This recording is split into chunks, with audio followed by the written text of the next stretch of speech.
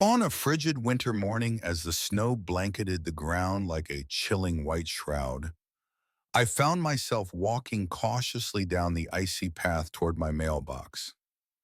At 83 years old, every step felt like a gamble with fate.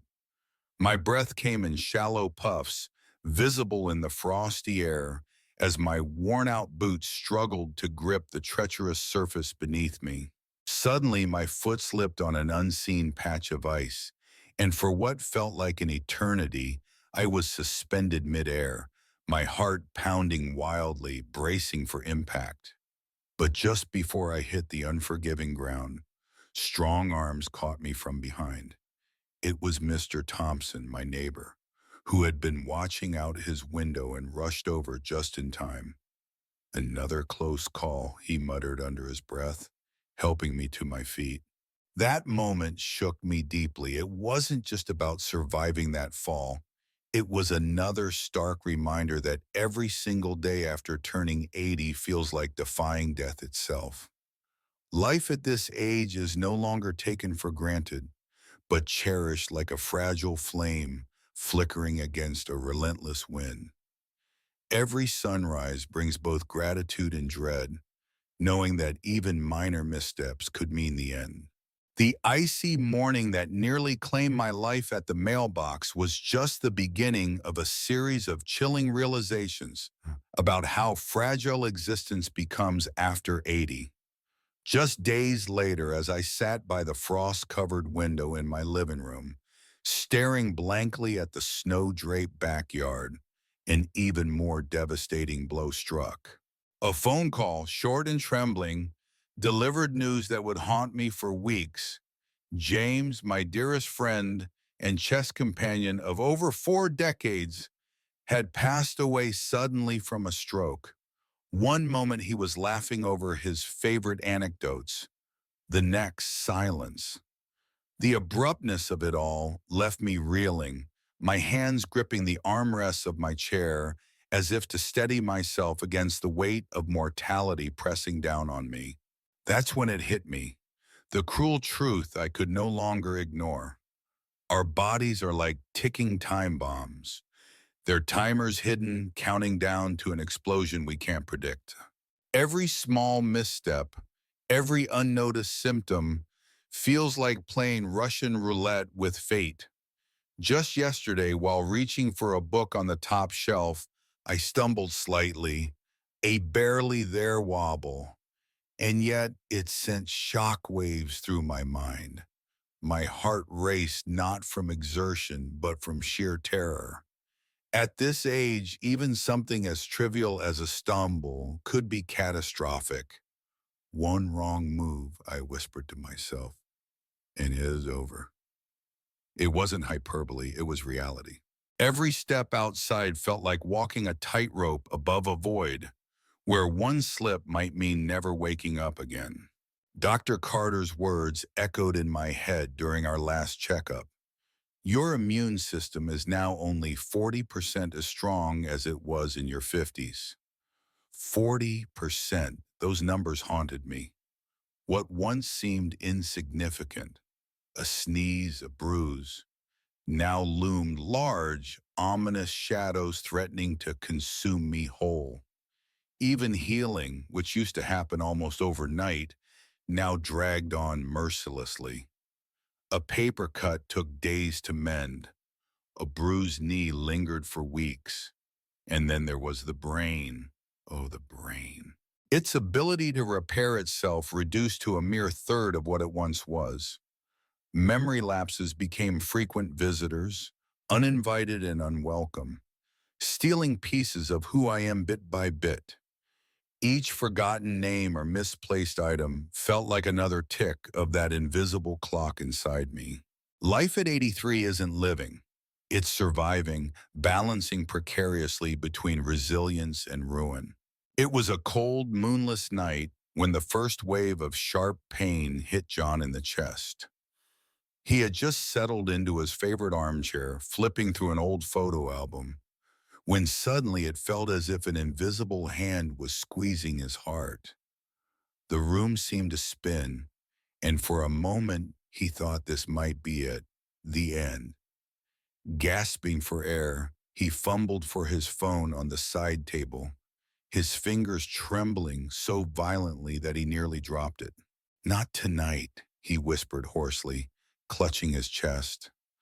After what felt like an eternity but was only minutes, the pain subsided slightly, leaving behind a dull ache and a lingering sense of dread. That incident haunted him for days afterward.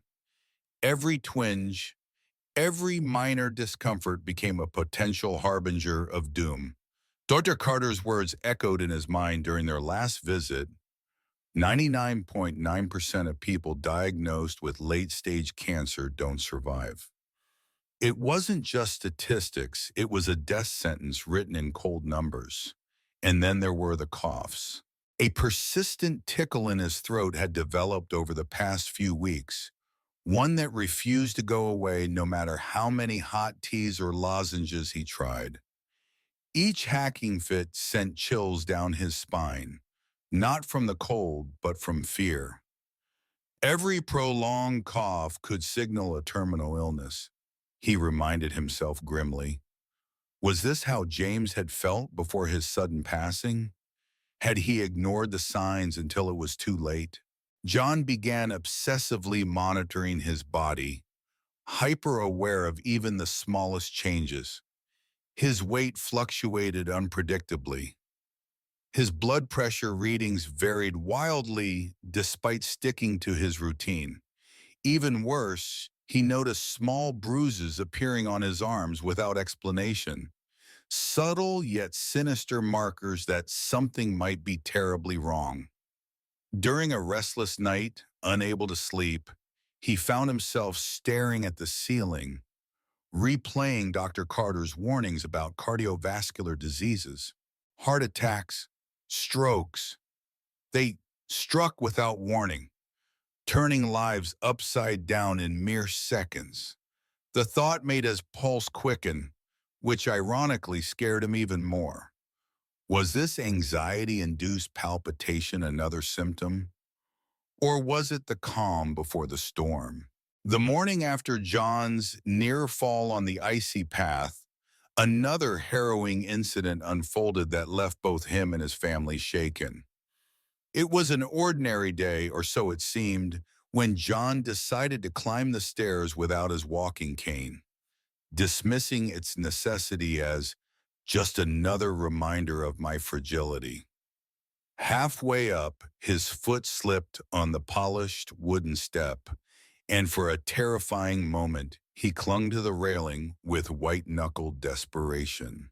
His heart raced not just from fear, but from the sheer realization of how close he had come to catastrophe. Had he fallen, the impact could have been catastrophic. A broken hip, or worse, leaving him bedridden for weeks or even months. This time, however, there was no neighbor to save him. Only sheer willpower kept him from tumbling down. When his daughter Sarah found out later that evening, her face turned pale with anger and worry. That night at dinner, tensions erupted into a heated argument between Sarah and John's son Michael over whether their father should continue seeing Dr. Carter regularly. "Dad needs these checkups," Sarah exclaimed, slamming her hand on the table. "You saw what happened today. He can't afford to skip them." But Michael countered sharply, "And you think dragging him to the clinic every month is doing him any favors? He hates it. We're suffocating him with all this precaution nonsense." The room fell silent except for the ticking clock on the wall, each tick echoing like a countdown to disaster. John sat quietly, staring at his plate, feeling torn between guilt and frustration. Was he becoming a burden to his children? Yet deep down, he knew they were right.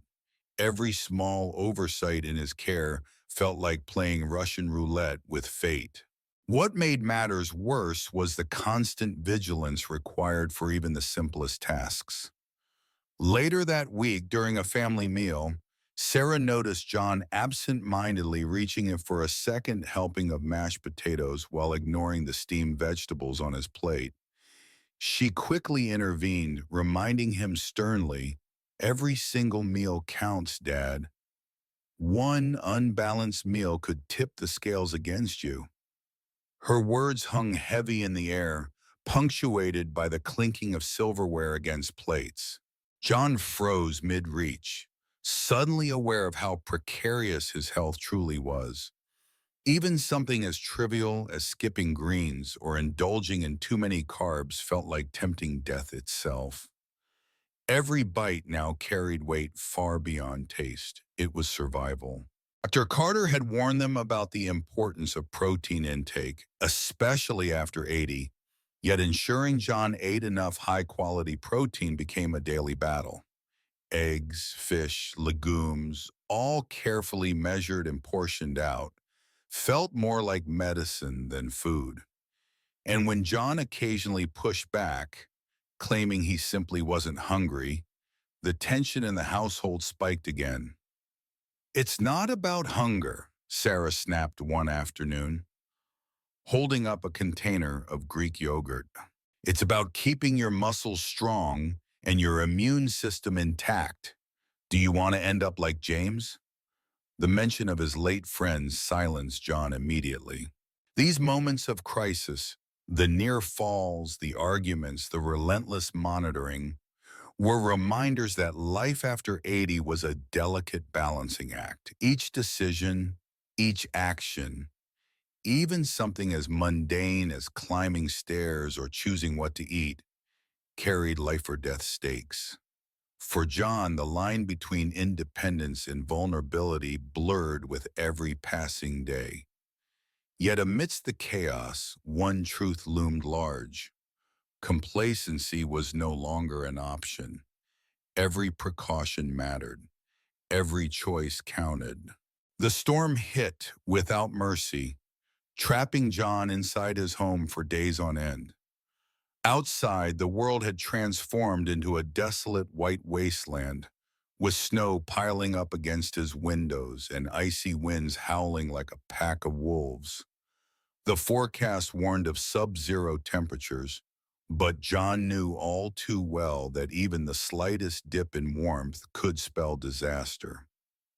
"Every single degree drop can be deadly." Dr. Carter's voice echoed in his mind from their last conversation about winter risks. He shivered, not just from the cold, but from the realization that his fragile body was now at the mercy of nature's unforgiving grip. On the third day of isolation, John's anxiety reached a breaking point. His pantry was running low, and he desperately needed supplies, but venturing outside felt like signing his own death warrant. Each step beyond his front door would be a gamble with fate.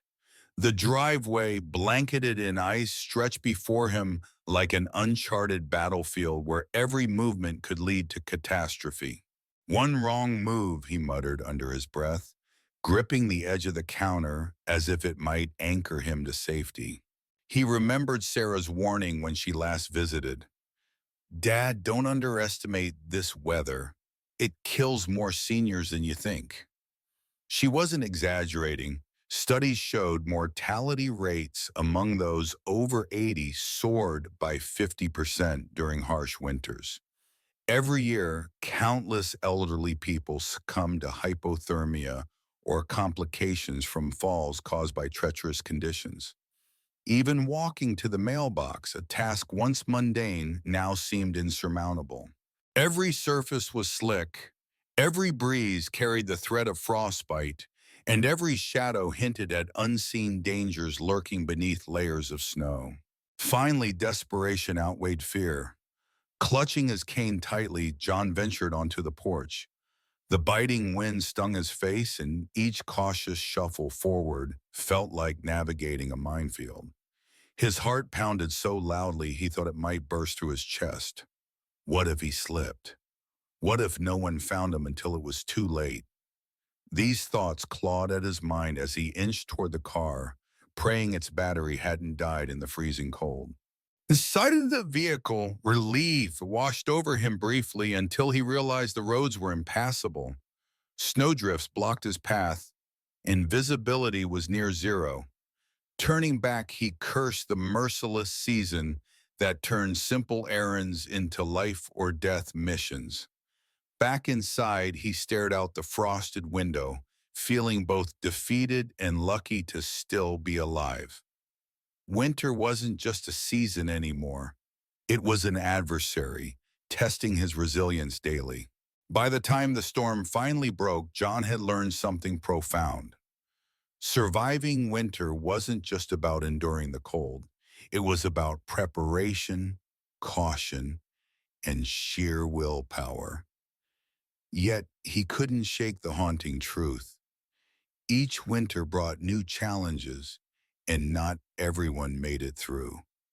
For John, the battle wasn't over. It was merely paused until the next storm rolled in.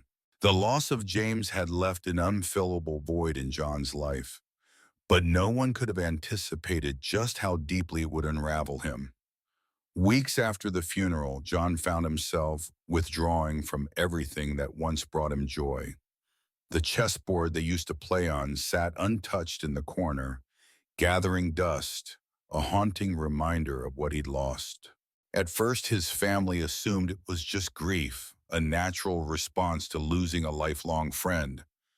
But soon, subtle signs began to emerge that something far darker was taking hold. John stopped answering phone calls from his grandchildren, claiming he was too tired or not in the mood. Meals went uneaten, and the once vibrant man who loved recounting stories of his youth now spent hours staring blankly out the window, muttering under his breath about how useless he'd become. One evening, Sarah arrived unexpectedly at her father's house, only to find him sitting alone in the dimly lit living room, clutching a bottle of sleeping pills tightly in his hand. Her heart stopped as she rushed to him, prying the bottle away before he could do anything irreversible. "Dad, what are you doing?" she cried, tears streaming down her face. John didn't fight back. Instead, he slumped into his chair, defeated. "I'm nothing anymore," he whispered hoarsely, his voice trembling with despair. "I can't even climb the stairs without help. I'm just waiting for the end." Those words cut through Sarah like a knife, leaving her shaken to her core. It wasn't just sadness. It was a profound hopelessness that had taken root, whispering lies into his mind that he was a burden, that his life no longer mattered.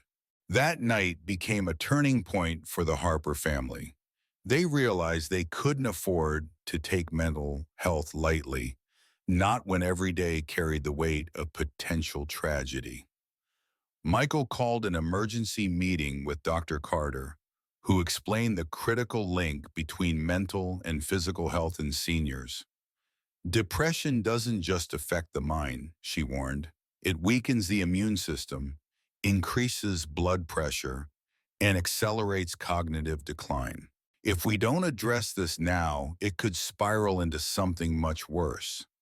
She urged them to create a support system around John, one that included not just medical intervention but also emotional connection. What followed was a deliberate effort to rebuild John's sense of purpose. His grandchildren started calling him every evening, sharing snippets of their days, their school projects, funny moments with friends, dreams for the future. Each call felt like a lifeline pulling him back from the abyss. Every single conversation with your loved ones has the power to save a life, Dr. Carter reminded the family during one visit. Slowly, John began opening up again, finding solace in knowing he still mattered to those around him. But the journey was far from over. Each step forward came with its own struggles, each setback threatening to undo the progress they'd made. Still, there was hope, and sometimes hope is all you need to keep going. John sat on the edge of his bed, staring at the pair of sneakers he hadn't worn in years. The doctor's words echoed in his mind. Even light exercise can make a world of difference.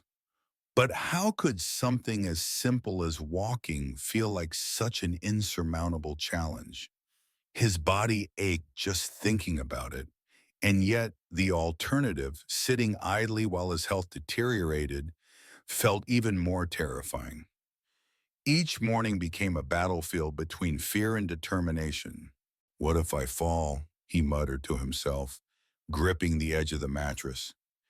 Yet deep down, he knew that every step he didn't take was another step closer to losing the independence he clung to so fiercely. The pressure mounted when Sarah placed a blood pressure monitor on his bedside table. "Dad, you need to check this daily," she insisted, her voice firm but tinged with worry. Skipping even one day could mean missing something critical. John nodded reluctantly, but the thought weighed heavily on him. At 80, even minor lapses in routine felt like playing Russian roulette with fate. Every skipped measurement, every ignored symptom carried the potential for disaster. He couldn't afford to be careless, not when his life hung precariously in the balance. Mealtime had become no less daunting.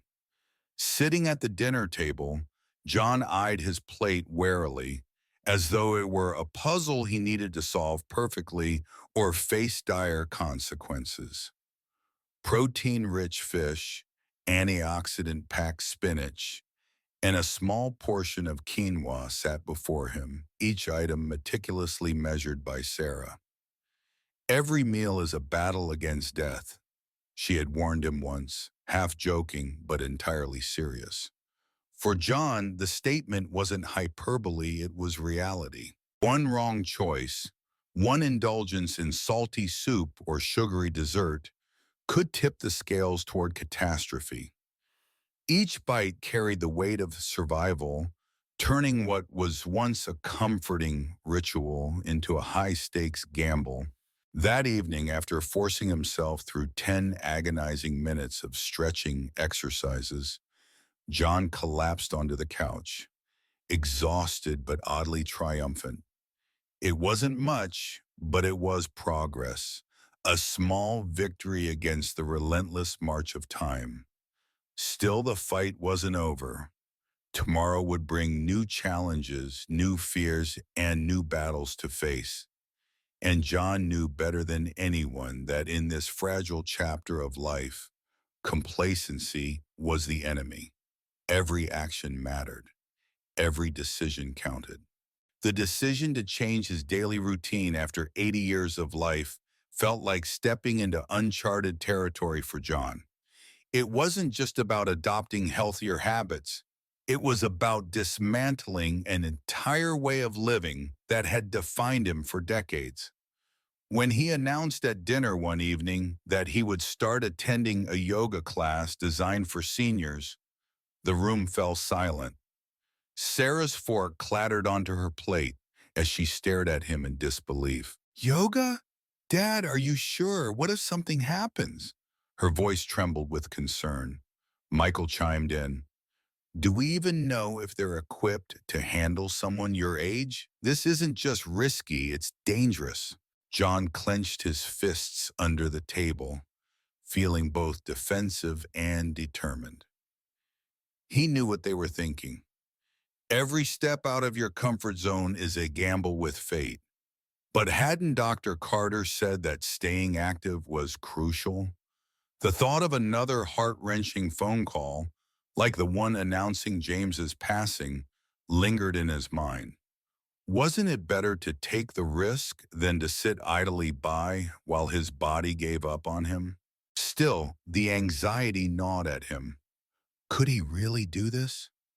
Yoga required balance, flexibility, things he feared his aging body might betray him on. What if he fell during a pose or couldn't keep up with the others? Each imagined scenario sent shivers down his spine. Yet deep down he understood there was no turning back. Every day spent resisting change brought him closer to decline. That night, as he lay awake staring at the ceiling, John whispered to himself, "If I don't try now, when will I?" The next morning, gripping his cane tightly, he took the first step toward the unknown.